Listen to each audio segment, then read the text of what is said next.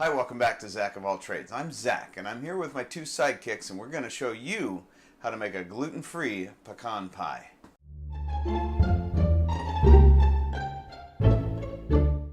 First, we're going to make the crust, since this is our main gluten offender. I'll go ahead and put the recipe right up here, so as you can follow along with what I'm doing. First, put in 2 cups of Trader Joe's gluten-free all-purpose flour. Now, for those that don't have a Trader Joe's readily available, don't fret.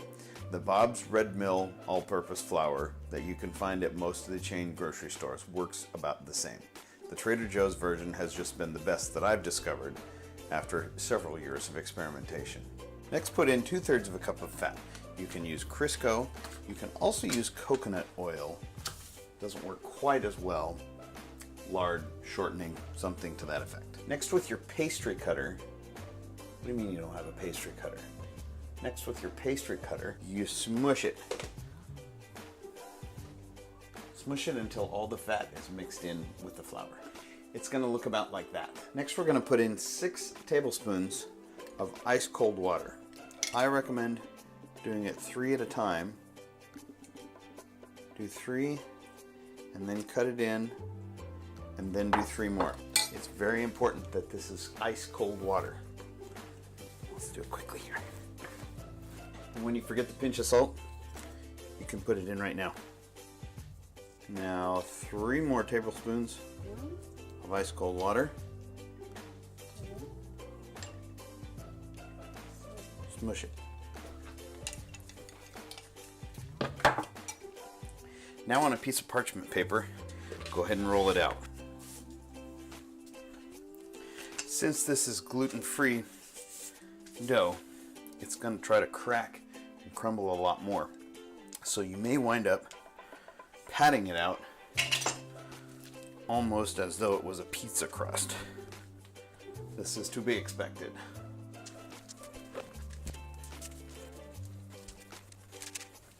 Now comes the part that's bound to frustrate you. I guarantee it will. Into your greased pie plate, go ahead and put your pie dough. Here's how I recommend doing it. Put the pie plate down on top of your dough. Now slide the whole thing off of the counter. Slide your hand underneath and flip it over. I mentioned the frustration. Now it's going to crack and crumble. Let me show you in here closely. This is going to happen. Expect it. But at this point, you have to look at this pie crust more like a graham cracker crust for a cheesecake rather than a conventional pie crust. Just think of it that way. Push it into where it belongs, and you won't have any trouble.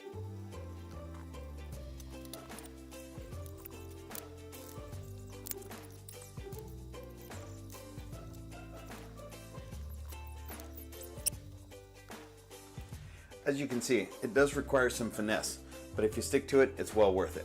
Now that this guy's done, let's stick him in the refrigerator.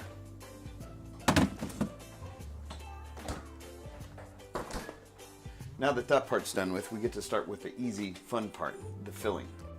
We're going to start with 1 packed cup of light brown sugar. Can I help? Yeah, you can help. See? It came out round. Perfect. My turn. Yep. Now it's your turn.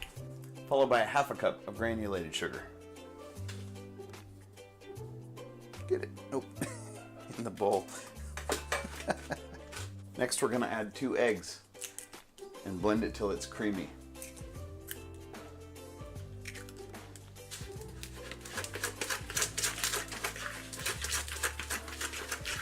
Now when your filling looks like this, you can start adding in the rest of the ingredients. 1 cup of chopped pecans, 1 cup of melted butter, 1.5 teaspoons of vanilla extract, 2 tablespoons of milk, and 2 tablespoons of gluten-free all-purpose flour. I know that my recipe says 1, but 2 tablespoons works best for this recipe. Stir it all up. Pour it into your crust. And then top it off with your pecan halves in whichever pattern suits you.